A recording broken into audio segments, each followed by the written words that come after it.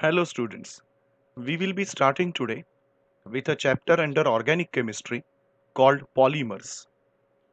This topic's first unit is about introduction and classification of different polymers. Let us understand some basic terms which we will be using throughout this chapter. The first term itself is what is a polymer? Polymer is a macromolecule. Macro means very large. It has extremely high molecular weight.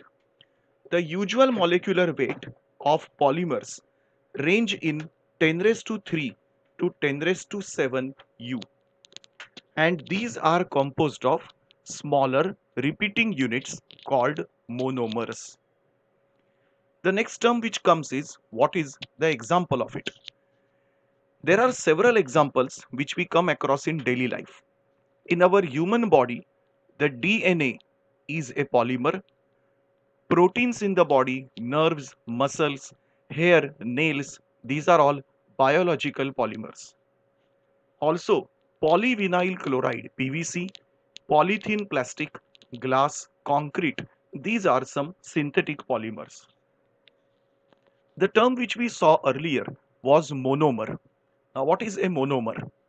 A simple reactive molecule from which the repeating structural unit is obtained is called monomer.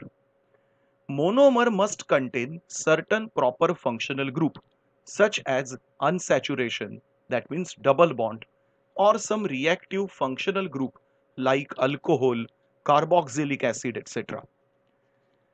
The depending upon the functional group of the monomer, corresponding structure of polymer is obtained. The process of polymerization is very easy to understand. It is a process of converting low molecular weight monomers into high molecular weight polymers which are linked through covalent bonds is called polymerization. In simple language, converting monomer into polymer is called polymerization. We will learn in the second unit examples of polymers. But in today's lecture, we will only see several different types of polymers. Now, classification of polymers can be done in different ways. Depending on whatever we are looking at, polymer can be classified. For example, a very simple layman's classification could be based on origin or source. First type under this is natural polymer. Natural sources, whatever polymers are obtained, they are called natural polymer. Examples are plant sources will generate cotton, natural rubber from rubber tree, etc. Animal sources give us polymer like silk, wool, etc. The opposite type would be synthetic polymer. These will be man-made or completely obtained by chemical reactions like addition or condensation reactions. There are several examples which are in our daily use like nylon, terylene, bakelite, polythene, etc. The third type is a combination of these two, which is called semi-synthetic polymer. In these, we take natural polymer like cotton, we treat it in a chemical way and make it a better polymer. I'll give you an example of this semi-synthetic polymer. We have cellulose which is obtained from trees. This cellulose, when treated chemically, give us a better fiber which is cellulose acetate rayon. Also, viscose rayon is another type which is a better fiber. Semi-synthetic polymers are also known as regenerated fibers or regenerated polymers. The second way of classification is based on the structure.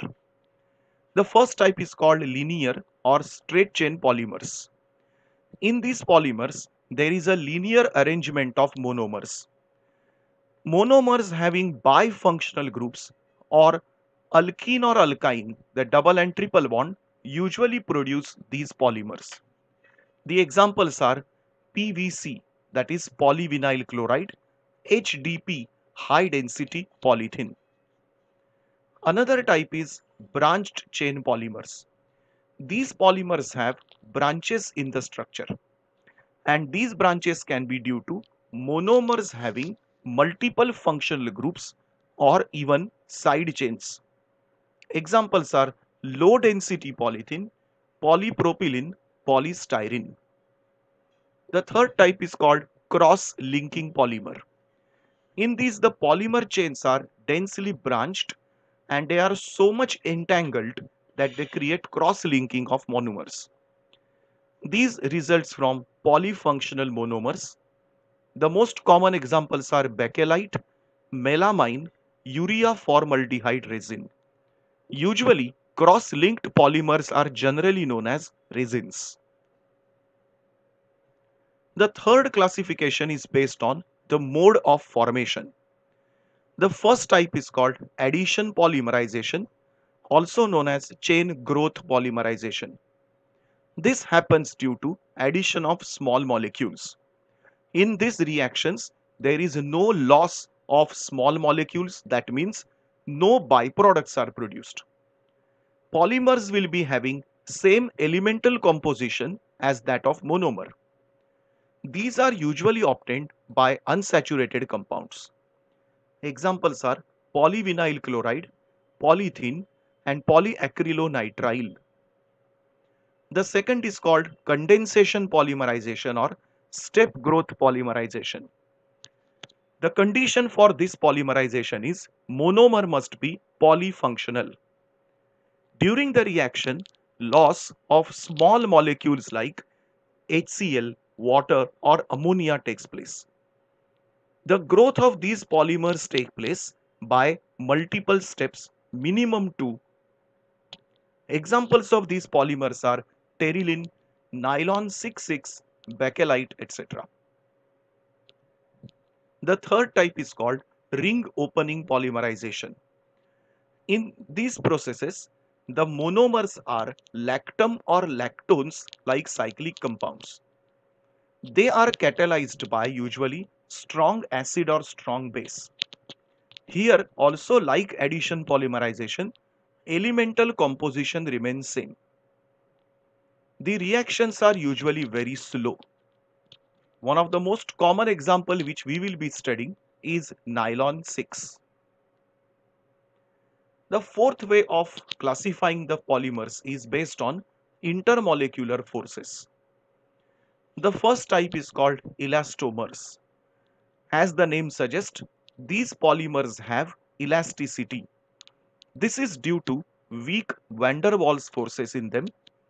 They also show cross-linking, and most common examples of elastomers are vulcanized rubber, Buna N and Buna S, and neoprene rubber. The second type is fibers. They have thread-like structures, they have a better tensile strength, and they have strong intermolecular forces.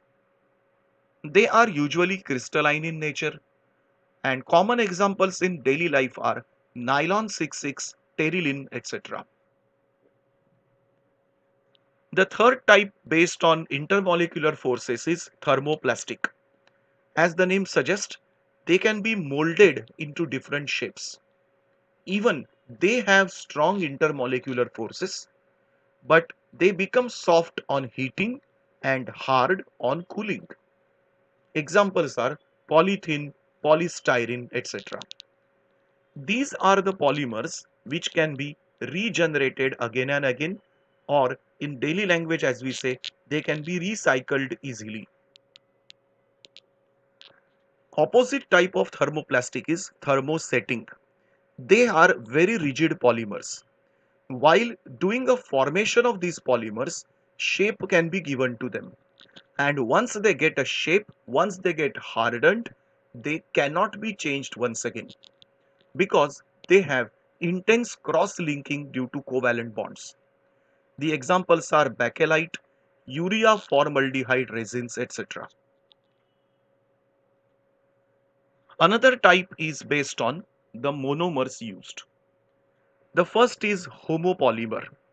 They will have same repeating unit of monomer. They will be obtained also from the same type of monomer. For example, nylon 6, polythene, polyacrylonitrile, etc. Copolymers are those polymers which are obtained from two or more different monomers. They might have a random sequence of monomers arrangement. Examples are Buna S, Buna N, and so on. Another way of classifying polymer is based on their biodegradable property. As you know that polymers or plastic create a lot of environmental issues. So, looking at those problems, there are polymers which are biodegradable polymers. That means polymers which are attacked easily by microbes and can be disintegrated into simple compounds. These are all the natural polymers or polymers obtained from natural sources. The others are non-biodegradable. They cannot be attacked by microbes and they are the main culprit in making pollution in nature. Examples are terylene, synthetic rubber, polythene, etc. The last way of classifying polymer is based on their configuration known as tacticity. The first type is called isotactic polymers. Now these are the polymers where in the chain all asymmetric carbon atoms will have same configuration. Let us see an example. You can see in the polymer chain the marked R group has same configuration throughout the chain. These are called isotactic polymers. The other type is syndiotactic, where asymmetric carbon atom will have alternately same configuration. Look at the diagram. You can see alternately the R groups are above the plane and below the plane. The third type is called atactic polymer, where the asymmetric carbon atom will have absolutely random configuration and there is no rule in which R groups are arranged. This completes our first unit of the topic classification of polymers. We will take up different types of polymers in the second unit.